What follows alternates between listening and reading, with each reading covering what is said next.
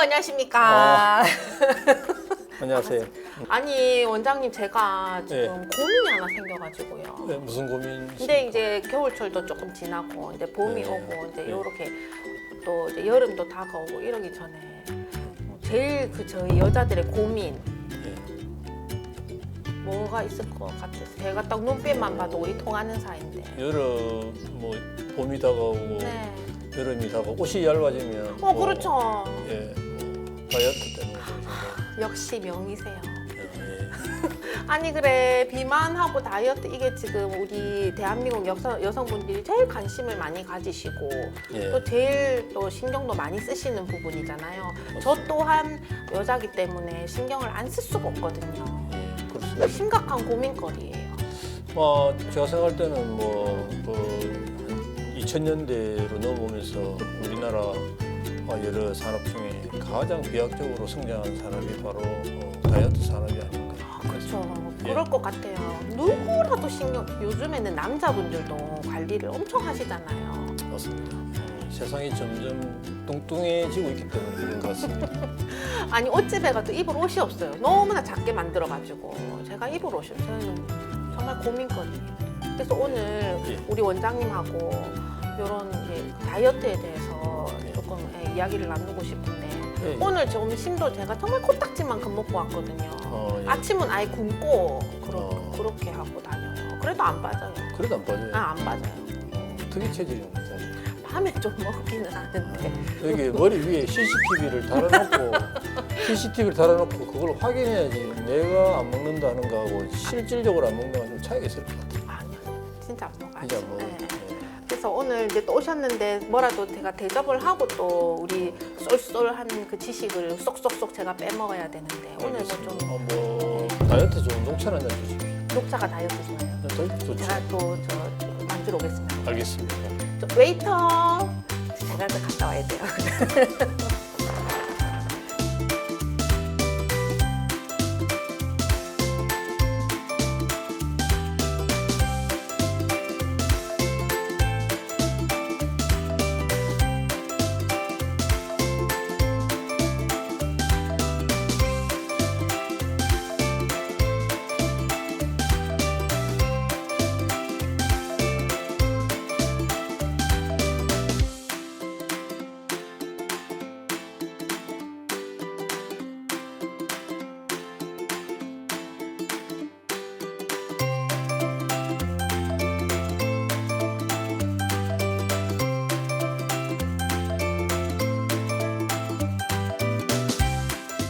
우리가 예. 그 비만이라고 하면 예. 비만의 정의를 좀 이렇게 간략하게 해주신다면 예. 비만은 뭐 몸에 그 지방이 과도하게 축적이 돼서 질병으로 옮겨가는 그런 상태를 비만이라고 하는 질병이네요.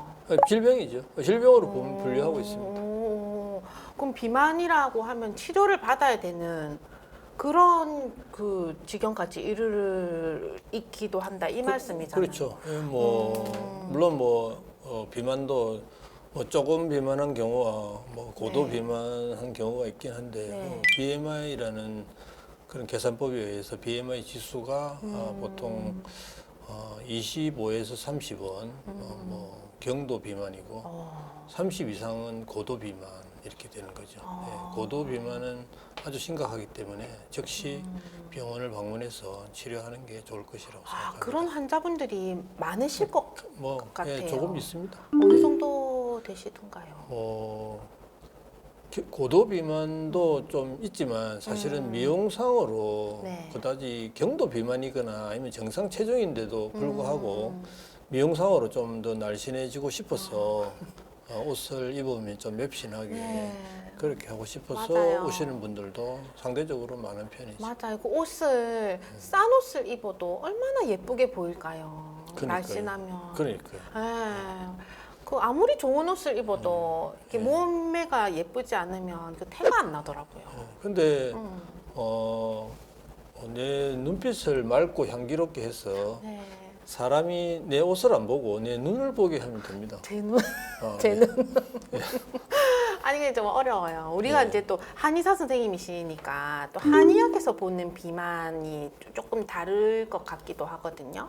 예, 뭐 크게 차이는 없지만 뭐 한의학에서도 역시 지방이 몸에 과도하게 이렇게 생기다 보면 몸에 원기가 잘 작동을 하지 않고 기순환이 안 되게 되는 거죠. 그러니까 몸이 과도하게 비만하게 되면 기혈순환이 안 되니까 역시 한의학에서도 기혈순환이 안 되어서 그로 인해서 여러 가지 질병이 생기게 되는 겁니다. 아, 순환. 네. 그 제가 일반적으로 알기로는 내 몸에서 필요한 열량이 딱 정해져 있는데 네. 그것보다 이제 많이 먹었을 때 그게 이제 축적이 돼서 비만이 온다. 이렇게도 알고 있거든요. 그건 어떻게 생각하세요? 예, 당연한 말이죠. 우리가 비만에 대한 이야기를 하려면은 네. 뭐 여러 가지 매체나 미디어 같은 데서 설명을 할 때 그 기초대사량이라는 말과 운동대사량이라는 말이 나오거든요. 네. 기초대사량이라는 말은 사람이 움직이지 않고 가만히 있을 때 그때 우리 몸 안에서 생명을 유지하는 기본적인 대사 그거를 기초대사라고 하거든요. 네. 자동차로 말하면 자동차가 시동이 걸린 상태에서 공회전을 하면서 가만히 있는 거죠. 근데 운동 대사는 이제 드디어 사람이 이제 운동을 하는 거죠.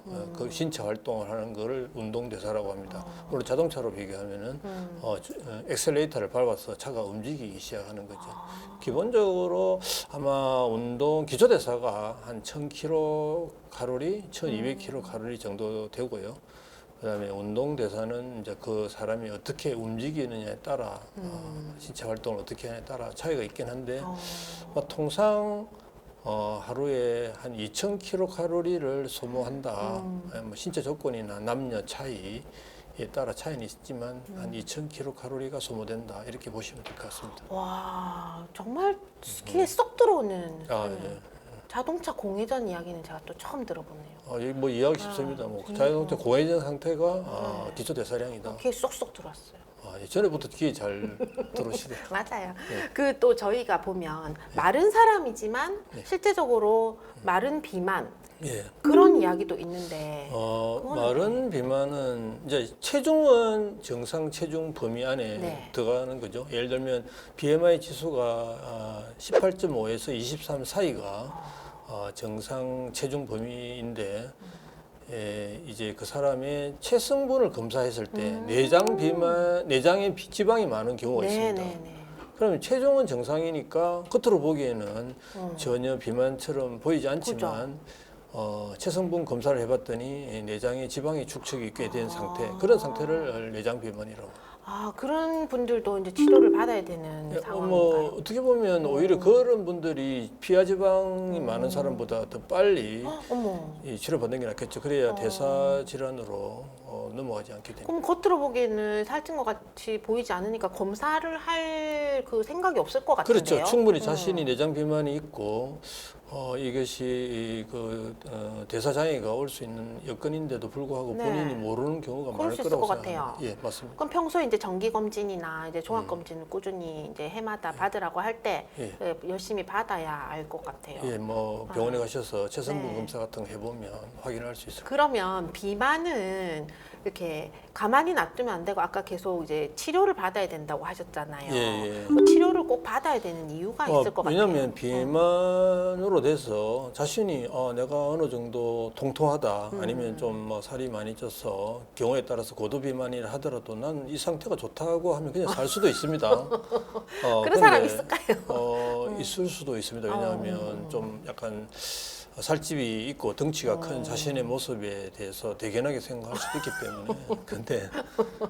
근데 이제 비만이 되면 우리 몸 안에서 일어나는 현상들을 이제 지켜보면 네. 첫째 고혈압이 올라갑니다. 혈압이 올라가게 되죠. 혈압이 올라가게 되고 그다음에 당뇨도 생기게 되고요. 그다음에 그 만성 질환인 암 쪽으로도 가기 쉽고요. 비만이 암으로도 돼요. 당연하죠. 어머나. 왜냐하면 비만 세포에서 나오는 그 염증성 물질이 그다음에 활성산소 이런 것들이 암으로 될 수 있기 때문에 네. 그리고 심혈관, 내혈관, 심내혈관 질환이 생길 수가 있습니다. 비만이 되면 고지혈증도 올라가기 때문에 아, 그래서 사실은 특히 고도 비만인 경우에는 즉시 치료하는 것이 훨씬 중요하죠. 지금 비만 한 가지로 엄청나게 많은 질병들이 지금 음. 네 그렇게 생각이 되는데 제가 이제 막 한창 그 아기를 놓고 살이 쪘을 때 한 80kg까지 나갔었거든요. 예. 그때 이제 그 주위의 언니들이 한방 한의과에 한번 가봐라. 한방에 예. 가면은 이거 치료해준다 이런 말을 듣고 이제 약도 다려 먹고 뭐 이렇게 한다던데 전문가 한의사 선생님이 이제 치료하시는 방법이 또 전문적인 방법이 있으실 것 같아요. 비만 치료에 대해서. 비만 치료 뭐 이게 산전 후에는 네. 우리 몸에는 항상성이라는 게 있거든요. 산후 산전에는 그 항상성의 그 기준점이 조금 올라갑니다. 그래서 출산 전후의 여성들은 대부분 우리 몸 스스로가 네. 기초대사와 그다음에 호르몬을 조절해가지고 체중을 좀 높여지게 합니다. 그래서 임신 전후에는 대부분 그 사람이 평상시 체중에 비해서는 좀 올라가게 되거든요. 그래 항상성의 기준점이 좀 올라가게 된다. 자 이런 거죠. 그런 우리 몸의 특이한 이제 이벤트 현상에서 그런 것이 이제 보여지게 되는데 우리 한방에서는 이제 그럴 때 이제 만약에 산후에 뭐 체중을 그 임신 전으로 돌리고 싶을 때 네. 그때 이제 그 한약으로 몸에 부기도 좀 빼주고 그다음에 식사량도 좀 조절하기 쉽게 해주고 혈액순환도 잘 되게 해서 그래서 체중을 정상 체중으로 돌려질 수 있도록 그렇게 도와주죠. 제가 그때 우리 원장님을 만났어야 그때 저를 되는데 만나야 되는데 지금 이미 20년이나 흘러버렸어요. 이 시간 이후에 삶에 집중하면 좋을 것 같습니다. 이미 흘러간 지금도 돼요? 지금도 충분하게 너무 가능하죠. 늦었지 않아요? 지금 이미 너무 우리는 흘러간 삶에 집중하면 안 되고요. 아주 남아 있는 삶 아니 거기에 집중해야 될 것 같습니다. 아니 20년 동안 안 고쳐졌는데 지금이라도 하면 되죠. 우리 그러면 아까 이제 그 식사량을 조정해 주신다 했는데 그게 식욕 억제제랑 조금 비슷한 거라고 보면 맞습니다. 될까요? 지금 현재 다이어트에 거의 약물로 하는 다이어트는 거의 대부분 식욕 억제제거든요. 사실은 다이어트가 뭐 정말로 쉽기도 하고 너무나 어렵기도 한 좀 애매한 맞아요. 게 있는데 그게 뭐냐면 다이어트 방법이 수만 가지가 넘어요.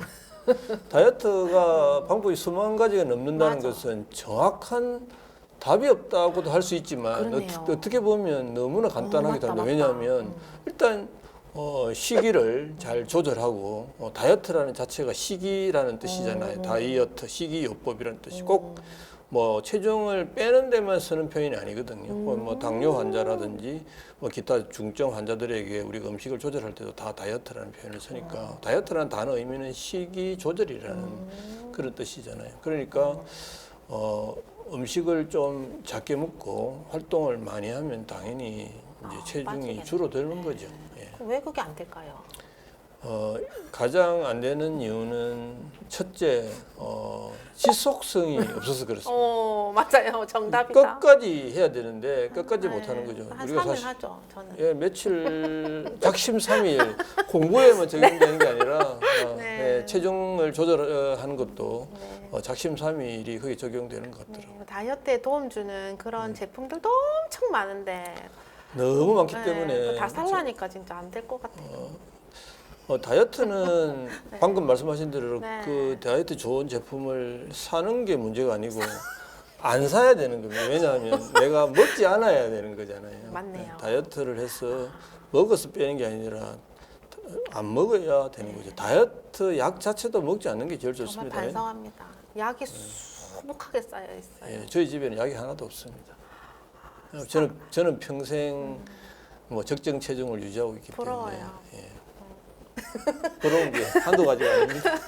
그러면 그 제가 말씀드렸던 네, 방금 네. 그 제품 말고 네. 이제 한약에 예. 다시 얘기를 돌아가서 다이어트에 이제 좋은 한약을 혹시 부작용이 있거나 아니면 이제 나랑 잘 안 맞거나 이러한 일들이 발생할 수도 있을 것 같거든요. 근데 일반적으로 이제 뭐 병원이든 뭐 한의원이든 부작용은 모든 약에 조금은 있을 수 있죠. 있습니다. 다만 의사가 그 약을 처방하는 것은 부작용은 있지만 실질적으로 대부분 그 약을 어느 정도 복용을 해도 그 부작용이 지나치지 않기 때문에 약을 처방하게 된다고 생각하는데요. 우리 한의원에서 다이어트 약을 처방하는 것도 실제로 당약을 처방하기도 하고, 그다음에 환으로 된 제형이 환으로 된 것도 처방하기도 합니다만, 식욕을 억제해 주는 데 집중하고요. 그다음에 지방을 좀 분해하는 데 집중을 하고, 그다음에 몸에 습기가 많이 머물지 않게 하는 건데, 간혹 좀 예민한 분들인 경우에는 좀 잠이 오지 않거나 가슴이 두근거리는 분이 있기도 하거든요. 그거는 용량을 조절해서 담당 의사 선생님께서 조절해서 하기 때문에 크게 걱정할 일은 아니라고 생각합니다. 부작용이 있을 수 있지만 걱정할 만큼 큰 네. 부작용은 없으니 안심하고, 예, 안심하고 해도 드시면 될것 되겠네요. 같습니다. 네. 아까 잠시 이제 또 제 이야기를 하자면은 제가 작심삼일 말씀하셨잖아요. 예, 열심히 이제 계획은 세워놓고 잘 안 된단 말이에요. 예. 근데 이제 또 주변의 언니들은 엄청 악착같이 해가지고 살을 확 뺐단 말이에요. 예. 근데 한두 달 있다가 만나면 예. 다시 예. 쪄 있는 언니들이 있어요. 예. 그거를 요요 현상이잖아요. 예, 그 요요라고 하는 네. 건데요. 근데 살을 급하게 빼면 요요가 급하게 옵니다. 그러니까요. 빨리 뺀 언니들. 예, 빨리 빼면 빨리 원래대로 돌아가게 돼. 그게 왜냐하면 그게 우리 이 항상성이라는 것이 있기 때문에 그렇습니다. 의학 계열의 대학에 가게 되면 항상성이라는 단어를 배우게 되거든요. 그 호메오스타시스라고 하는데 어렵다. 예, 그 모든 게 어렵습니다. 그래서 우리 몸이 항상성이라는 게 있어요. 우리 몸이 오랫동안 자신의 체중을 유지하려는 경향이 있습니다. 그래서 사실은 제가 한의원에 다이어트 하고 싶어서 체중을 빼고 싶어서 약을 지어 달라고 하는데 그런 사람보다 오히려 살을 찌게 해달라는 사람이 더 어렵습니다. 어머. 살 빼는 것보다 찌게 하는 게 더 어렵습니다. 왜냐하면 한 40년, 50년간 항상 저체중으로 지내신 분들이 갑자기 오셔서 난 내가 키가 170인데 몸무게가 뭐 53kg다. 남자인데 그런 경우에 나도 한 60kg 가봤으면 손이 없다. 그런 분도 이런 분들이 있어요? 있는데 정말 굉장히 많습니다. 어. 그런데 정말 어려운 이유가 뭐냐면 우리 몸에 항상성이라는 게 있는데 그 오랜 세월 그 사람이 유지했던 그 체중을 우리 몸이 호르몬과 기초 대사량으로 스스로 유지하려는 경향이 강하기 때문에 그게 어려운 겁니다. 그러니까 그것을 어느 정도 극복할 수 있는 이제 그거를 그 단계가 되려면 좀 오랜 세월 지속적으로 꾸준히 하셔야 체중을 어느 정도 올릴 수도 있고 내릴 수도 있다. 그래서 급하게 하는 다이어트는 전부 다 빨리 요요가 오고요. 만약에 10kg를 빼는데 그 시간이 1년 혹은 2년이 걸렸다면 쉽게 요요 현상이 쉽게 빨리 오지는 않습니다. 우리 인체의 신비 참 대단한 걸 알고 있었지만 또 이런 면이 있다는 건 오늘 또 처음 알았어요. 예, 많이 배우고 있습니다. 참 저희 지식이 날로 예. 업그레이드 되는 것 같아요. 우리 원장님 덕분에. 예, 감사합니다. 어쨌든 주 그 포인트는 너무 단기간에 빨리 빼지 마라. 그러면 또 빨리 찐다 이 말씀이잖아요. 당연하죠. 간략하게 얘기하면. 제가 그럼 이제 이쯤 해가지고 저희가 수저통 질문, 네, 빠질 수 없는 수저통 질문이. 예, 수수통 네. 드리. 이게 얼마나 인기가 있는데 우리 준비를 다 오늘도 정성껏 해왔습니다. 예. 자, 한번 뽑아보시죠. 자, 이번에는 짠. 다이어트 할 때 탄수화물은 무조건 피한다. 탄수화물은 무조건 피해야 되는 게 아니고요. 네. 너무 탄수화물을 먹지 않아도 문제가 안 됩니다. 되죠, 그죠? 예, 당연하죠. 일단 탄수화물을 가장 작게 먹어야 하는 것은 맞습니다. 왜냐하면 탄수화물을 우리 몸에 들어가서 분해가 되게 되면은 포도당이 되지 않습니까? 그러니까 포도당이 과잉이 되면 인슐린을 급하게 많은 양이 나오게 되게 되고 이제 그렇다 보면 그 인슐린 저항성을 촉발하기 때문에 그래서 탄수화물은 철저하게 작게 드시는 게 중요하고요. 그다음에 단백질이나 기타 지방은 그 다음으로 조금씩 줄이는 게 좋을 것 같습니다. 저는 잘하고 있는 것 같아요. 제가 일하는 직장에 예. 점심 시간마다 샐러드 나오거든요. 예. 그래서 저는 밥은 조금만 먹고 샐러드는 이만큼 먹어요. 샐러드도 너무 많이 먹으면 안 좋을 것 같습니다. 왜냐하면 그래요? 야채인데? 소나 말이 살이 찌는 것은 맞네. 야채를 먹어서 풀을 먹어서 그렇지 않습니까? 걔네들 초식 동물인데. 그렇죠. 초식 동물이 아. 소나 말도 너무 어머. 야채를 너무 많이 야채도 먹으면 많이 먹으면 안 되는구나. 예, 그 속에 뭐 지방도 있고 탄수화물도 있습니다. 야채에도요? 과일 안에도 탄수화물이 있습니다. 어머나 세상에나. 예, 뭐든지 많이 먹으면 안 되는 거구나. 맞습니다. 균형 잡히게 야채로 약간 위안을 받을래 했더만 내일부터 또 못 먹겠네. 아침을 그러면 이거 제가 하고 있는 건데 아침 안 먹는 거? 뭐 아침을 걸으면 열량을 줄이게 되는 거는 맞는데 네. 아침을 걸려버리면 점심에 폭식이 될 가능성이 높기 때문에 좀 주의할 필요는 있다. 아침을 안 드시는 거는 분명히 열량을 줄이는데 좋긴 합니다. 근데 점심 때 폭식만 안 하면 좋긴 한데 폭식할 확률이 높게 되는 거죠. 그렇죠. 자, 그 다음은 자, 짜자잔. 제로 음식을 먹으면 살이 안 찐다. 오. 뭐 요즘 뭐 제로 콜라, 네네, 많죠. 뭐 제로 사이다, 뭐 무가당, 네네, 뭐 많아요. 이런 게 있는데 전혀 그 걱정 안 하고 먹잖아요, 사람들이. 그게 뭐 그렇지 않을 걸로 알고. 아, 그래요? 예, 제가 생각할 때는 뭐 무가당 같은 경우도 설탕을 안 넣었다는 것이지 본래에 있는 당은 그대로 있지 않나. 오. 그래 생각이 되고요. 아마 하기야. 제로 콜라라 하더라도 그것이 전혀 당이 안 들어가지는 않았을 것 같습니다. 단맛이 있긴 있어요, 제로라도. 그렇죠. 예, 예. 달달한 맛이 있어요. 예. 오. 뭐 탄산음료는 기본적으로 다이어트를 하고자 하는 사람은 안 드시는 게 맞을 것 같습니다. 우리 이제 지난 편을 보시면 아시겠지만 우리 원장님이 물을 예. 따뜻한 물을 많이 마시면 따뜻한 물 먹으면 그게 도움이 되죠. 예, 훨씬 낫죠. 탄산보다는 물. 예. 살 빼는데 물을 전혀 먹지 않으면 오히려 불리합니다. 자, 하나만 더 뽑아볼게요. 예. 네. 자, 오늘의 마지막 질문은 다이어트를 하면 왜 예민해질까? 다이어트를 하게 되면은 우리가 음식을 작게 먹지 않습니까? 그죠. 밥을 먹으면 결국은 밥은 우리 몸에서 당이 되는 건데 당이 되면 뇌에서는 당이 우리 몸에 들어오면 뇌에서는 굉장히 기분을 좋아합니다.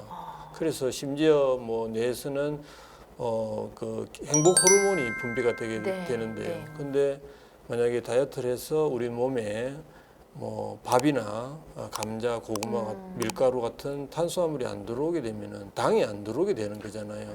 그럼 당이 안 들어오게 되면은 당연히 우리가 굉장히 몸이 힘들어지는 거죠. 처지고. 그래서 일정 부분 스트레스도 되는 거죠. 그래서 탄수화물 중독이 왜 되냐 하면 탄수화물이 우리 몸에 들어오면 당이 되기 때문에 당이 되면 들어오게 되면 우리 머리에서 행복 호르몬이 분비가 되는 거죠. 도파민이나 세로토닌이 분비가 되는데 더 많은 탄수화물, 더 많은 당을 원하게 되거든요. 그래서 탄수화물 중독이 생겨서 먹다 보면 점점 더 먹게 되는 거죠. 여기서 우리가 당을 끊게 되면 탄수화물을 끊게 되면 일정 부분 스트레스가 될 수도 있고 힘이 맞아요. 드는 거죠. 포악해지고 그러더라고요. 그렇죠. 거기서 적절하게 조절을 잘 하셔야 돼요. 오늘 좋은 말씀 너무 많이 저한테 진짜 개인적으로 예. 도움이 정말 많이 되는 그 도움이 실제로 도움이 되려면 결과가 나와야 될 텐데 제가 한두 달 뒤에 두 달 뒤에 체중계와 함께 만나겠습니다. 숙제를 받은 느낌이에요. 예. 오늘 예. 말씀 많이 하셔가지고 예. 목이 마르시고. 녹차는 식어도 맛있네요.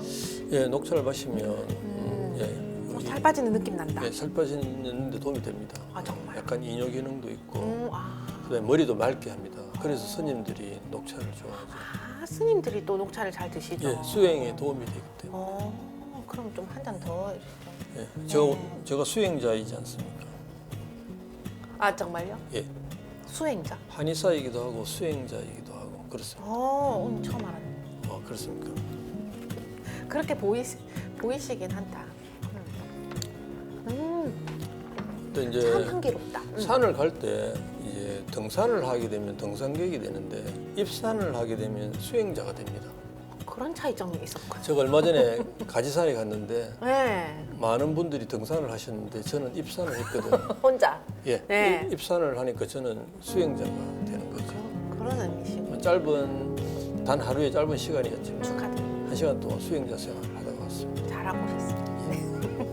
아, 오늘 다이어트와 비만 이런 거에 대해서 정말 뜻깊은 시간이었어요. 저 나름대로. 도움이 됐으면 좋겠습니다. 네네, 모든 시청자분들이 이걸 보시고 급하게 하지 말고 예. 천천히 예. 그리고 그 한약의 도움을 받을 수도 있고 환의 도움을 받을 수도 있으니 맞습니다. 이용을 하면 좋을 것 예, 같다. 이것이 네. 비만도 생활 습관병이기 때문에 생활 습관. 예, 자신의 생활을 돌아보고 생활 습관 치료를 꼭 하시면 좋은 결과가 있을 것이라고 생각합니다. 네, 뭐 제가 정리를 나름대로 하긴 했지만 마지막으로 우리 선생님께서 예. 간단하게 한 번 더 시청자 여러분들에게 하시고 싶은 말씀 있으세요? 예, 다이어트가 너무 많은 방법이 있다는 것을 잘 아실 것입니다. 이렇게 많은 다이어트 방법이 있다는 것은 정확한 방법이 없을 수도 있다고 생각할 수 있습니다. 답은 간단합니다. 나의 생활 습관을 돌아보고 식단을 개선하고 그다음에 적절한 신체 활동을 통해서 건강하게 체중 감량을 하시면 좋을 것 같습니다. 그렇게 되면 오히려 정신도 맑고 건강한 삶을 살 수 있지 않을까 그렇게 생각합니다. 아, 너무 좋습니다. 네. 올해 이제 처음 1월 달부터 계획을 세우신 분들, 다이어트 계획을 세우신 분들, 저처럼 작심삼일이 돼서 또 상심하시고 포기하신 분들 많으실 텐데요. 아직 3월 달밖에 되지 않았습니다. 4월 달, 5월 달 매일매일 계획을 세우셔가지고 우리 모두가 다이어트에 성공하는 그날이 올 때까지 저도 우리 원장님도 함께 응원하도록 하겠습니다. 한방으로 한방에 푸는 한방포차. 오늘은 여기까지 하겠습니다. 다음 시간에 또 만나 뵙겠습니다. 감사합니다.